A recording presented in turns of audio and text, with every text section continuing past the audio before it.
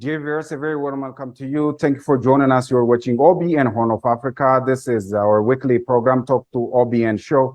In this edition, we're going to talk about the ongoing conflict between TPLF and the federal government of Ethiopia. After 6 months of ceasefire, TPLF ignited the ceasefire again. And I joined by Farah Maalim, a long-serving politician in Kenyan political sphere. Not only in Kenyan politics, he is keenly following and analyzing the Horn politics for a long period of time. And he definitely knows the Ethiopian politics very well. I need his reflection on the history of TPLF. And thank you for joining me, Farah Maalim. Okay, thank you very much. You know TPLF from the get-go. And can you tell us the political profile of TPLF since the get-go up until these days? Look, TPLF has had an unfettered access to power, not only in Ethiopia, but in the wider Horn of Africa. They controlled the countries in the region. I mean, they had a very powerful influence on Somalia. They had a powerful influence in South Sudan, in Sudan itself, and in Kenya. And the only country that stood up to them was Eritrea. And they managed to get the international community to isolate Eritrea and ostracize Eritrea with a lot of schemes that they worked on, including the sanctions on Eritrea and many others. Now, they have accumulated billions and billions of dollars of money, which they put away in a safe places in the Western world. And this is what they're using right now. They were waiting. They wanted this ceasefire. They wanted this period to be able to replenish their own arsenals for them to be able to again launch an attack. And you say there's an English saying that goes, a leopard does not change its spots that easily. A leopard is always a leopard. TPLF is always TPLF. They will look for an opportunity. They will come and ravage the rest of Ethiopia. They hope to take power in Ethiopia, Addis Ababa, and to go back again and destroy and ravage the region the way they did it before. Now, let me tell you one thing. In any conflict between Asa and the periphery, and any conflict between the central government and the regional government, right from the days of Biafra, that is not settled on the basis of a ceasefire or the basis of negotiations between two people, because this is not a different country. This is not a problem between Ethiopia and Djibouti, or Ethiopia and Eritrea, or Ethiopia and Sudan, or Kenya. This is an internal matter. When this kind of things happen, you have to have a winner and a loser. And in this case, TPLF was a loser. So the Ethiopian government was wrong in allowing this ceasefire to take place. And secondly, to try and treat TPLF like another government and say, let's go into negotiations, because the Western countries called for that. That was a mistake. TPLF was what you call a leash dog for the West, for the Americans, for the Europeans, for all the countries that believe in neo-colonialism and wanted to hold the region, the Horn of Africa, as some kind of a hostage until they're able to lay their hands the resources of that country, including the strategic location of the countries in the Horn of Africa, Somalia and others. But now you allowed them to go back to replenish, and now they're stealing what they call fuel from the UN depots. They steal fuel from the UN depots to go and use that fuel to be able to push their own tanks and other mechanized equipments for the war. So it was a mistake. It was a mistake on the part of the Ethiopian government to treat TPLF or to treat Tigray like another country and agree to go into a ceasefire and even constitute a committee to do the negotiations between the two. That was not required. What was required was that one side has to lose and lose big time, and the people who are behind it must lose. So you don't allow the leadership of TPLF, which has done all those awful things to Ethiopia, to Eritrea, to Somalia, to countries in the region, to have an opportunity for them to replenish themselves and to, you have more time. It was a mistake. And right now, the world, let me tell you one thing, the Western countries are basically using TPLF for their own evil mechanisms of neocolonialism in the continent. For Abiy to trust America and to trust Europe and to be forced into a negotiation with TPLF was a mistake on the part of Abiy Ahmed.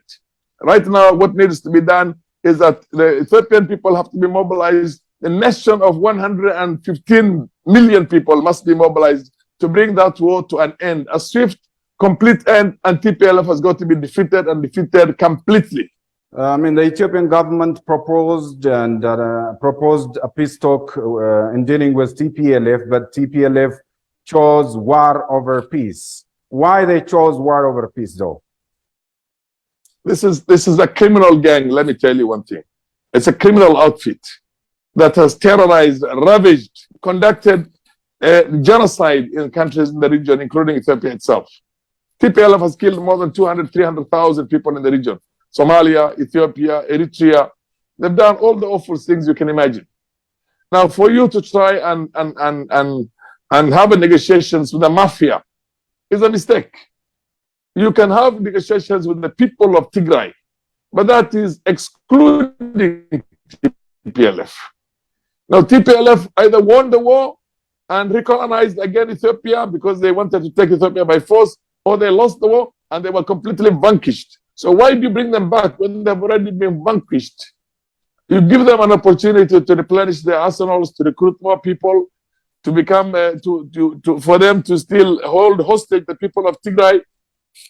And now they're doing what everybody expected them to do, to attack again the center, to attack again Eritrea at some stage in the future also. And that's exactly what they're going to do. So saying that you are going to go into negotiations with a secessionist movement or a movement that intends to take over power at the center, that is a mistake. And that has been holding power for all this time, and that misused the power, abused the power, maladministered the Ethiopian people and the people in the region. That was a mistake. TPLF has to be defeated and defeated big time. And anybody who is not, any one of them who's going to be caught alive to be brought to book, to forgive them all with all the crimes that they committed in a number of regions in Ethiopia, in Gambela, in Amara region, in Oromo region, in Somali region, for God's sake, in Somalia, in Afar region. And then you forgive them and tell them, let's go into negotiations. That was a mistake. The government in Addis Ababa made a mistake in imagining that these people are going to accept an olive branch. They will never accept an olive branch. They want to go back to the power that they wielded before. TPLF is accusing the federal government, saying the offensive has been started by the federal government, where the federal government, for its part, said it's the TPLF who resumed the war. Do you buy TPLF's accusations, though? They launched a war. How do you take territory when you're defending yourself? It's a mistake. It's a lie. It's a big lie. Everybody knows TPLF started this war. They started when they were fully prepared. They've already taken a lot of land or some land from the center. And then basically that's how it is. So for them, lying and propaganda like the one they're using has been part of their lives. I mean, it's been the hallmark of TPLF's what they call way of dealing with the rest of the region here, the Horn of Africa. And they've ravaged every ethnic community, every country in the region right now that has a border with Ethiopia, except Kenya. So what you need to do is that war must be brought to a swift end, and they must be followed to their own safe havens inside Tigray, the way it was done in the first place. And the peace-loving majority of the people in Tigray will have an opportunity now to negotiate peace and to join again the rest of Ethiopia in nation building and peace building. But as long as TPLF is there, forget it. They will always be there to destabilize the countries in the region. So they will all use every opportunity to lie to the region, to lie to the international community, to use the resources they stole from Ethiopia, to get the support of their old allies, the people, the nations that supported them in the first place when they were ravaging the region. And that is America, the United States of America, and Europe, European countries. And to use their propaganda, what they call outlets like Sahan and all that. And that's basically what it is. TPLF is TPLF. It has never changed. So for the center in Addis Ababa, for the government of Abiy to imagine that TPLF is going to change was the biggest mistake they made in this whole saga. All right, the patience of the federal government is still not gone, still advocating peace over war, but TPLF declines in all matters. So what should be the stand of the federal government right this time? The federal government in Addis Ababa has only two choices: hand over power to TPLF for them to come back to Addis Ababa and take over power and ruin and ravage and destroy and carry out all the genocides they used to do, or else deal with them decisively. So to say that we are extending an olive branch to them, that does not make any sense. You don't what do you call extend an arm or a handshake to somebody who has a knife and wants to put a knife through your heart. And that's exactly what TPLF is. The only way to deal with a knife and a gun is to have your own gun and your own knife and defeat the enemy or to defeat the foe. And in this case, the only language TPLF understands is either victory or loss. And they are not settling for anything short of that. They've done that.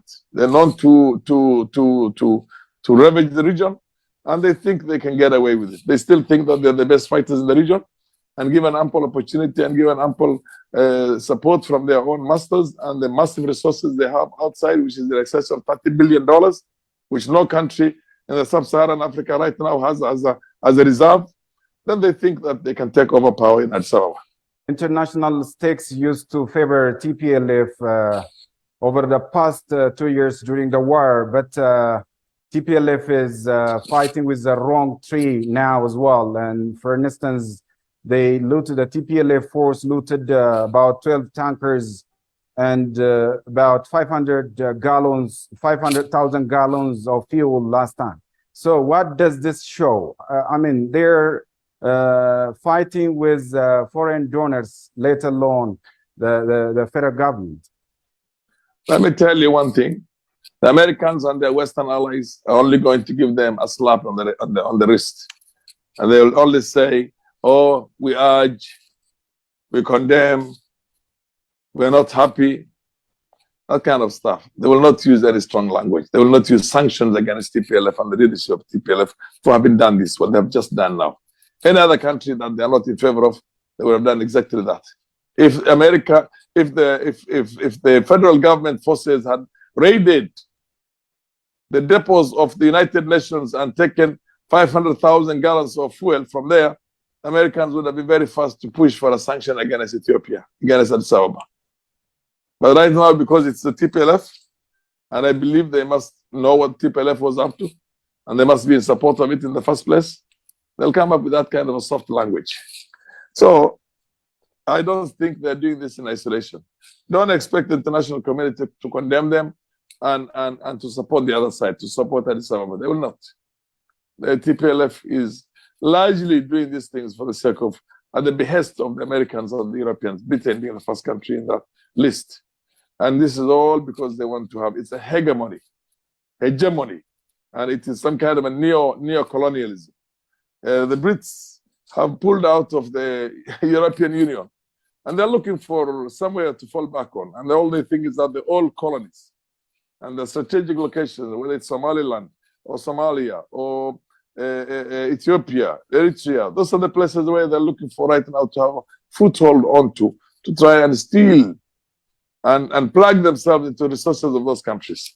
And what better thing than to use a very ready, very well-trained movement in the name of TPLF for them to ravage the rest of the region and to do the bidding for the Western countries who want to bring back their own neo-colonialism through the back door or through the window.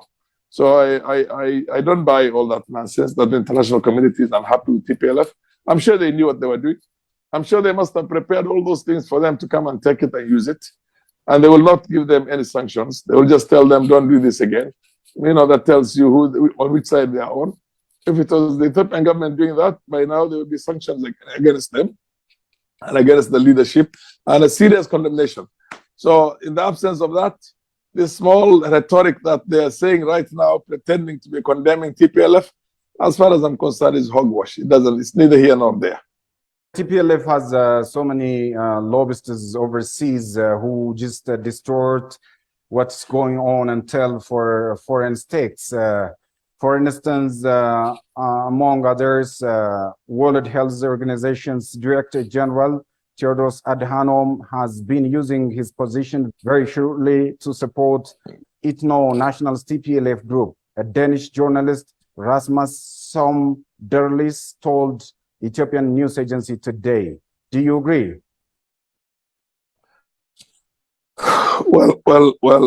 Let me tell you one thing. The man who is now at the helm of WHO was a minister in the TPLF government. He's one of the architects, one of the ideologues of TPLF. And all that awful things it did to the Ethiopian people before that and other countries in the region. And now he has a position as what you call WHO Director General. He's just doing what he used to do when he was a minister in those sites.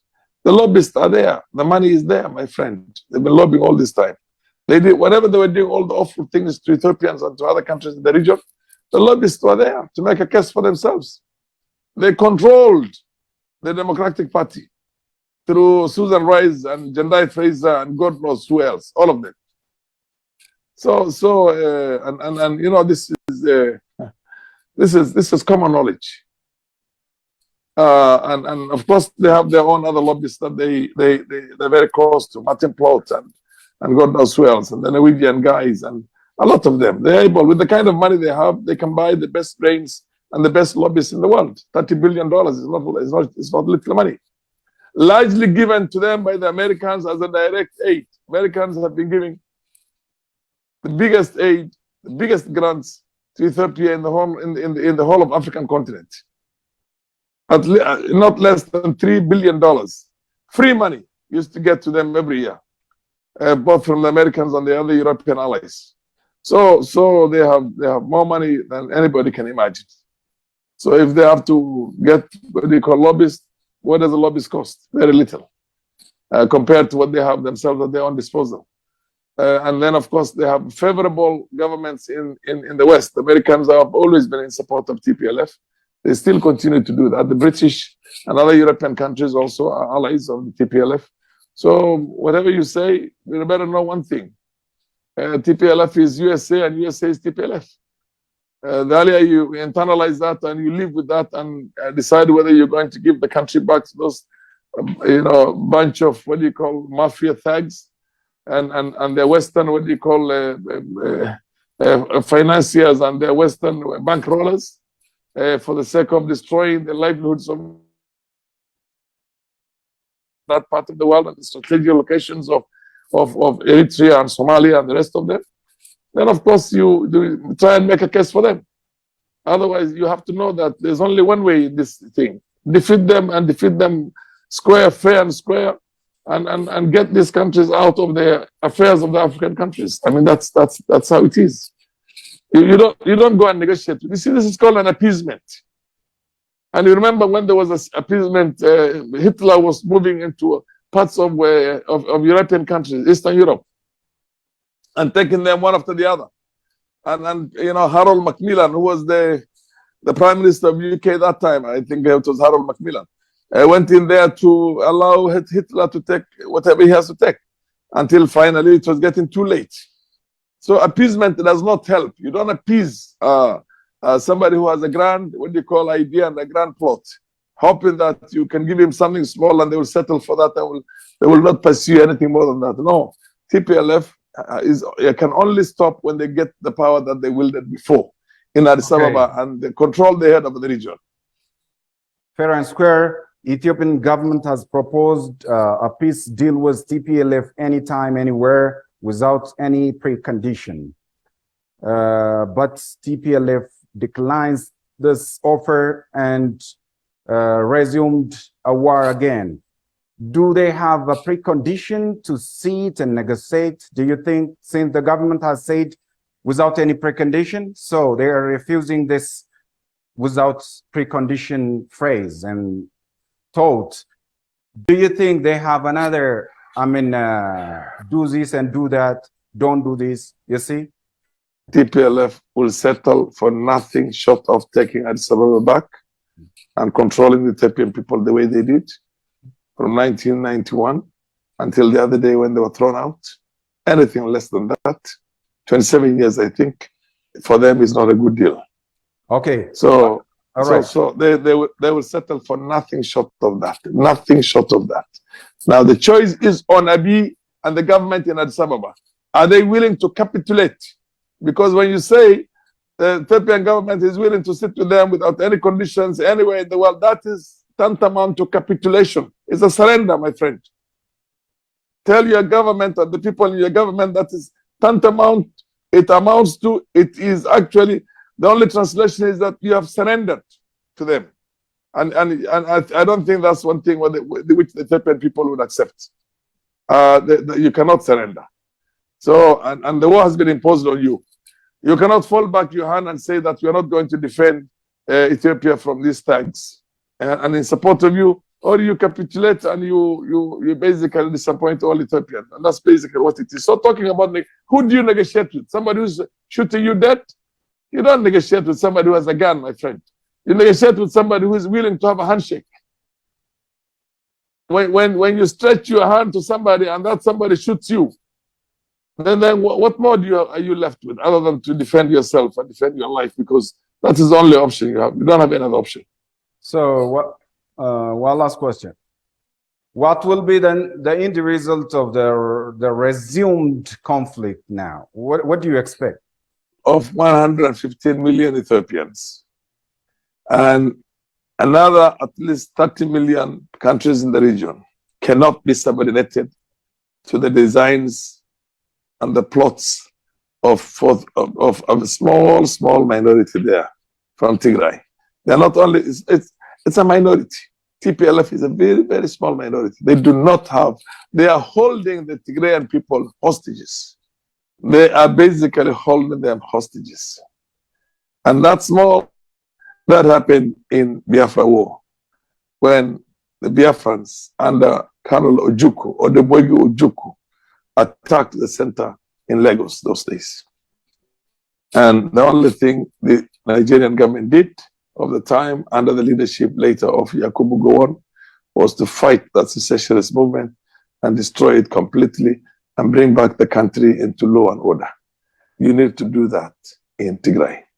And you need to eliminate the possibility of the TPLF criminals having a safe haven in Tigray in which to plot the destruction of Ethiopia and other countries in the region from. So you have to deal with it as a country. I mean, this is a message for Abiy and his friends and in the government.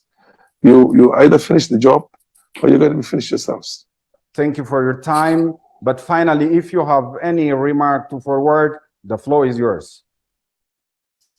I have said that we have had a break for the last 2 years, 3 years, and then either from the war they launched it from there. The region has been generally very peaceful, and the attack by Al-Shabaab on Ethiopian territory was a coordinated thing, which was coordinated with TPLF, for your information. I said time and again in the past that TPLF and Al-Shabaab are working together. One is the creation of the other. And the idea was to attack Ethiopia from two sides, two fronts. Thank God, the Lee police of the Somali region eliminated that threat completely. But if they had not eliminated and they had managed to get into the mountains of Oromo region, then you would be talking about a different language now. Ethiopia would be having two fronts, one in the south and east, and the other one up in the north. So you have to understand that there's a bigger plot than this, and you need to secure that and secure the country, and to reestablish again a very good relationship with Eritrea in the north, so that they do not find, that becomes another place where they cannot be able to move into. Or you need a complete regional cooperation to eliminate this insecurity. You see, we have Al-Shabaab's insecurity in Somalia, and the African Union and the international community, UN included, have brought in over 20,000 men in arms from all the countries you can imagine, from Uganda, from Kenya, from Ethiopia, from Sierra Leone, from Burundi, and now I hear from Nigeria. You think the international community wants peace in Somalia? No. All those are just to chase some small ragtag Al-Shabaab army of about 3,000, 4,000, which can be finished by the Somali security forces in the shortest possible time. But they do not want them to be finished.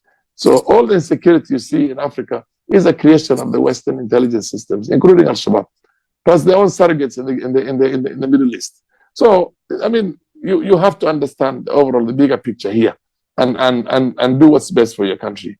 So the leadership at Addis Ababa must be awake to all the facts that are there. Okay. The only man who has understood the West's conspiracy against Africa is one Isaias Afewerki in Asmara. It's time for Africa to listen to that man and listen good, big. And you are neighbors with Eritrea, you better listen to him a lot. Otherwise, we will keep on having the same vicious cycle of the destruction of the region the way we have witnessed it for a while now. Thank you.